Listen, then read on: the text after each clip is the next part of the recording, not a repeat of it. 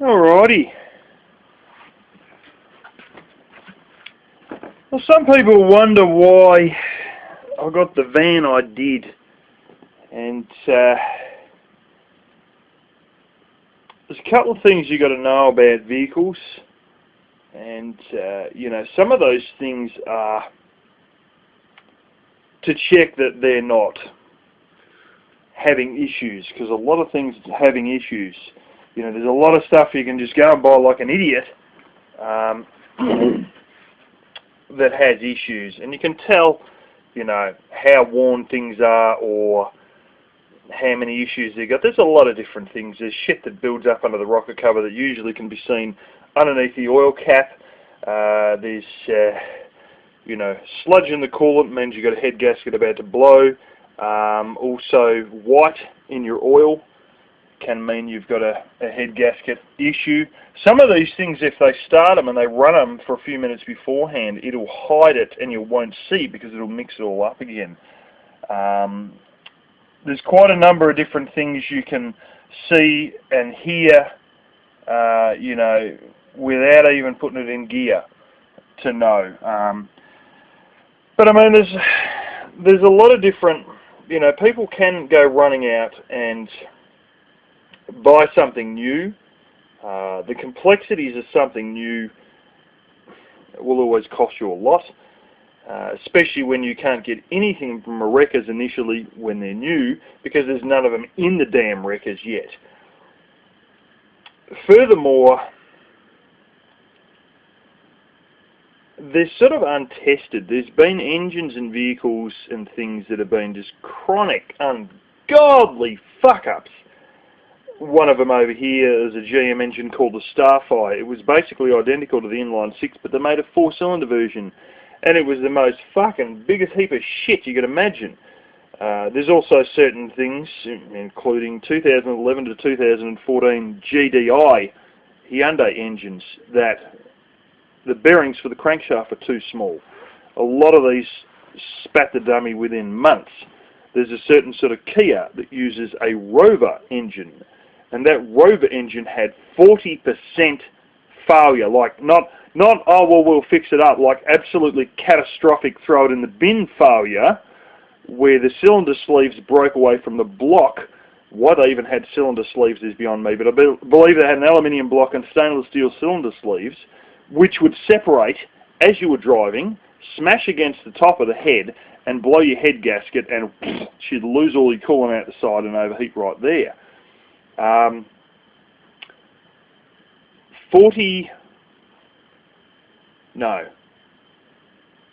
60% of them died within 6 months. That's right. Within the first 6 months, 60% of those engines were rubbish. There's very few of them still on the road today. Although I occasionally see them, but it's a bit of a rarity there. There's not many. Anyway, many times older cars, they've been out there, and you'll find out with a bit of looking around, especially typing in the name of the car, if it's a lemon or not.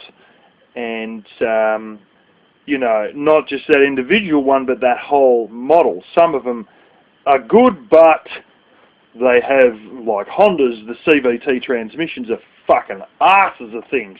You do 100,000 miles and they'll be fucked. There's people with vehicles that have got Honda CVT transmissions that are 3 years old, 5 years old, and they're on the third transmission already. They're unbelievable, those things.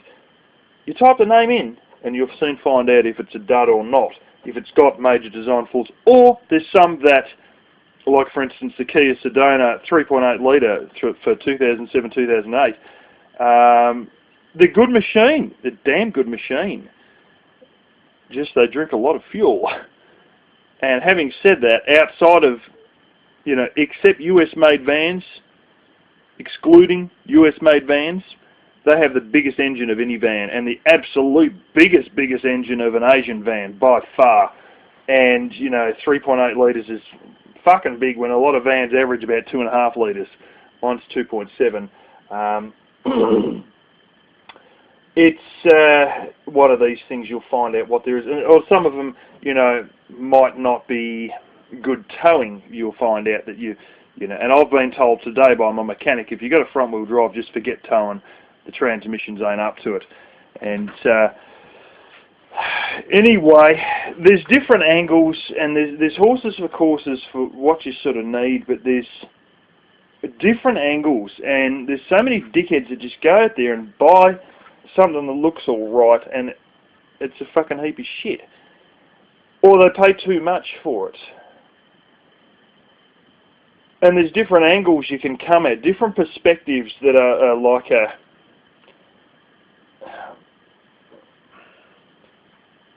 The best way to describe it is people in the stock market. There's some stock market people that have got certain angles. Well, I put a little bit of money on lots of different mining startups, because if I put money on 20 different mining startups have got their potential, and they quite often do go 40-fold their original value if you wait 10 years.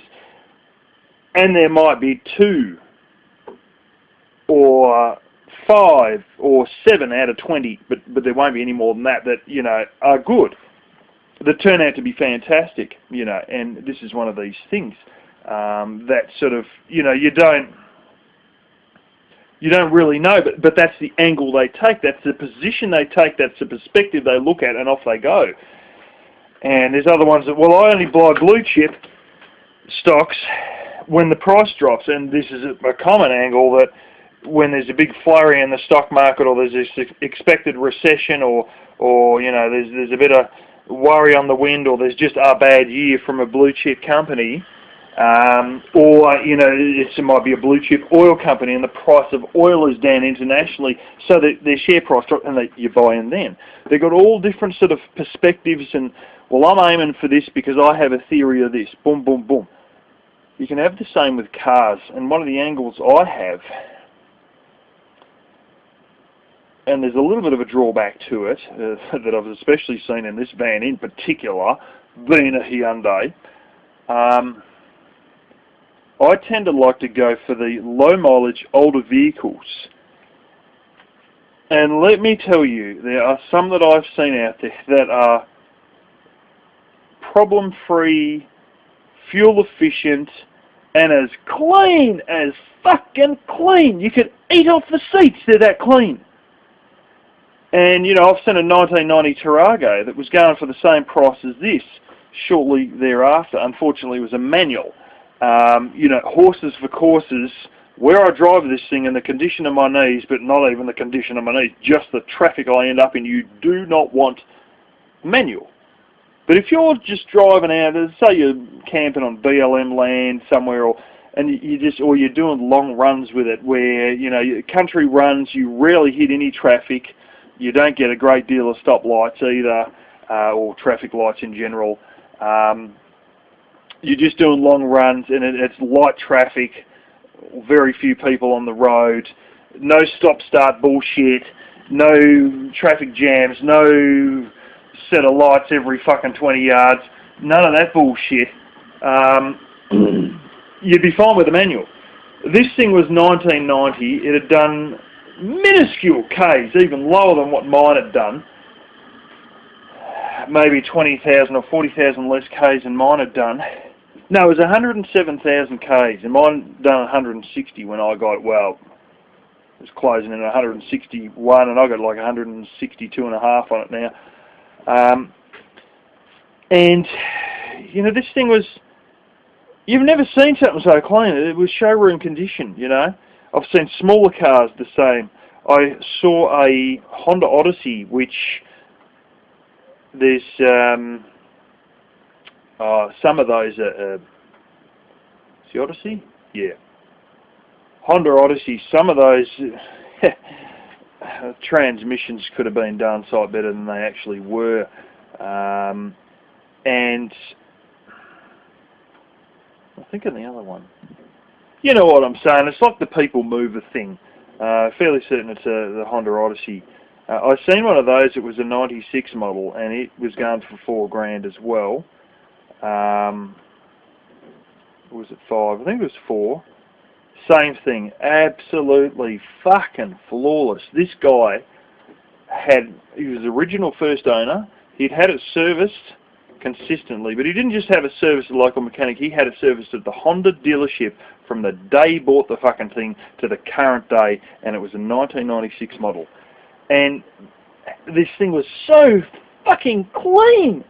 Like, you couldn't find one speck of light and dust. It looked like it had been polished every week. It was absolutely fucking mind-blowing. It was showroom quality. But when you start looking, there are so many that are showroom quality, that have got no shit on the seats, no rub marks on the floor. There's not even, like, dirt marks rubbed into the carpet. You know, and you just look at this going, holy smokes, it's like they took their shoes off before they drove the car. There are piles of those out there. And they are at fucking dirt cheap prices. So many of them. You got to look for a little while, but you'll find them. And they're older vehicles in shockingly good condition that now have very cheap parts because there's plenty in the wreckers. Some of them are getting to the point there might actually be fewer in the wreckers because they're getting so old.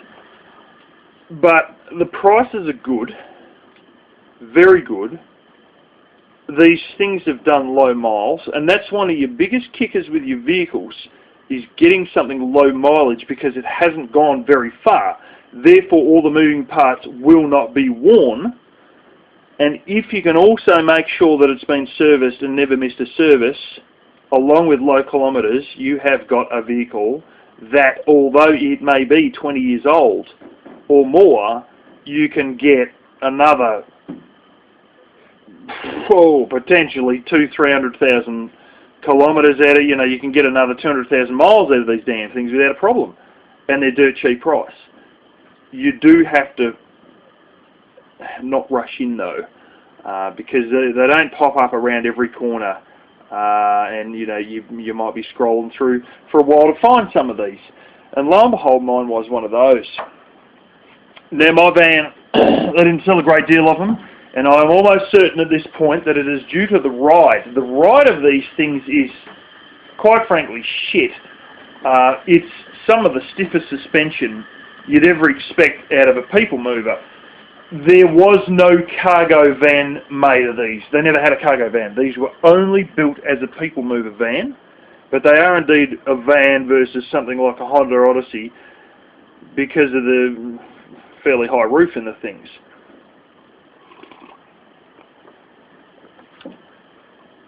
Now, they do have a lot of electric everythings, but that was one of their points they tried to make to sell it. There's no such thing as manual windows. These are only got electric windows. And they did have some quite nice features, especially the SE, which actually had a, built-in DVD player to come down from the roof, and reversing sensors and that.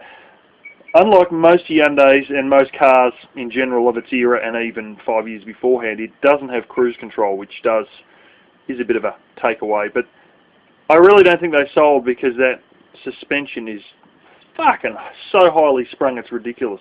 Having said that, it has got handling like a fucking sports car, and it is twice the height of a regular car, so unbelievably unaffected by wind. And I can whip around corners and turn this thing hard, and it's like it's on fucking rails. I can do shit that most other cars, even ones that are 5 years old, cannot do in terms of pulling that around tight corners at high speeds, and just nothing. I'm so stable on the road, it's shocking. But the way they got that was made the suspension so stiff that nobody, even though it's got baby seat anchors, there's no way you could get a baby to go to sleep in that car because it's boom, boom, boom, boom, boom, boom, boom, every little joint in the pavement, everything, you feel it.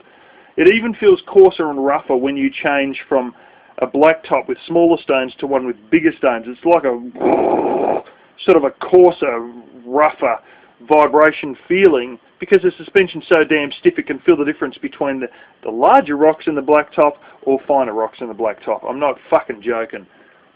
Awesome handling though. Shockingly good handling, and some of the things I've got up to more recently with it is quite surprising. But But see, I was really going for that angle of the low mileage older vehicle, and I got it. It had sat in there for 60 days, 2 months, and nobody had bought it. Those low mileage and a good engine and everything that doesn't have any issues, you know, that was what sold me.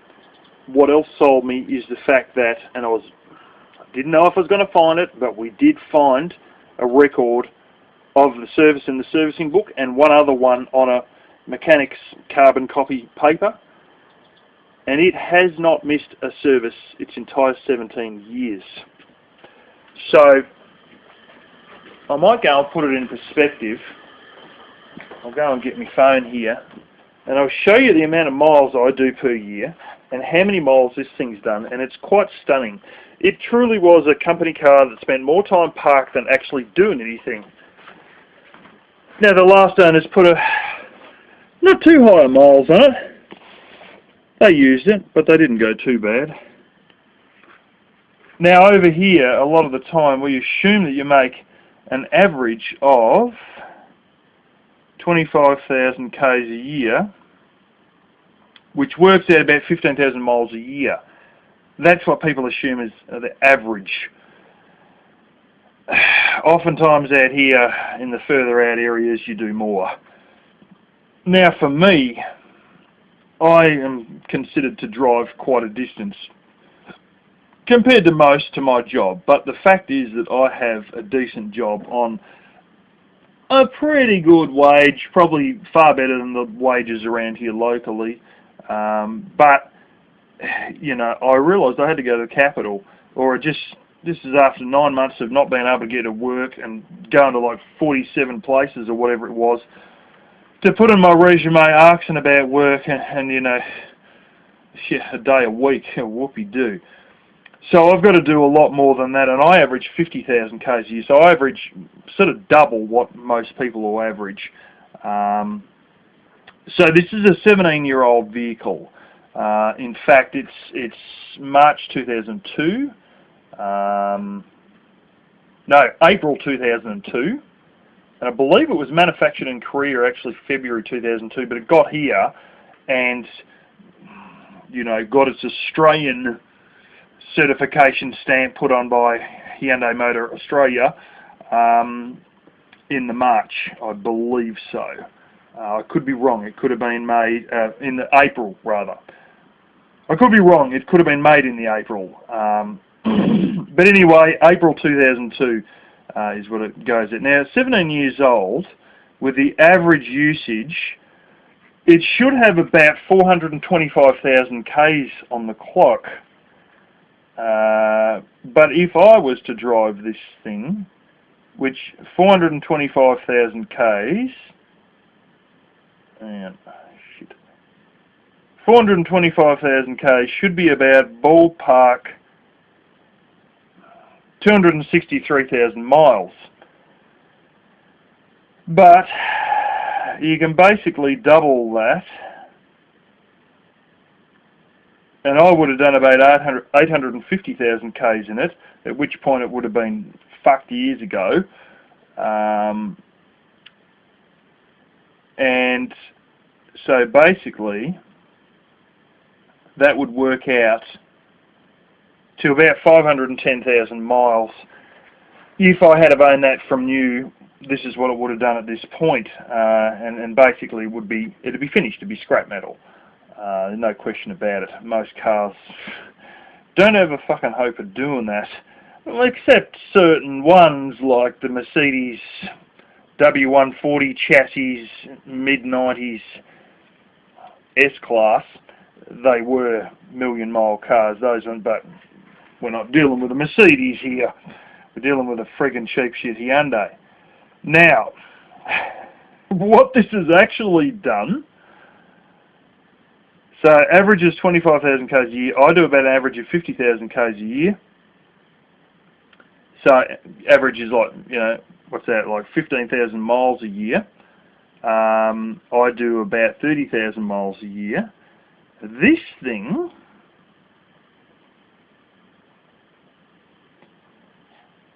done an average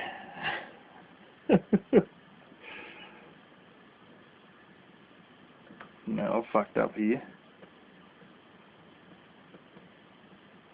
This thing done an average of 9,400 kilometres a year. 9,400 when everyone else is doing 25,000. So basically speaking, this done an average of 5,835 miles a year. That's a lot of miles a year, isn't it? 5,800 miles a year. Needless to say, with a lazy life like that, there's a darn sight more life left in it. Because the damn thing's only done pretty much spot on 100,000 kilometres. 100,000 miles, 162,000 kilometres. So anyway, what I was going to say, the offsetting factor of this is something that, well, you know, most people with older vehicles get to experience firsthand, and that is the plastics in the sun and the rubbers in the sun just don't make it over those many years. So while the engine and everything is good, you'll find, as I have easily found with it being a Hyundai, Hyundais are known for pretty shit plastics, and well, this has lived up to its name, and although everything's good mechanically, the plastics inside are, especially around the windows, they're going brittle and crumbly and shit.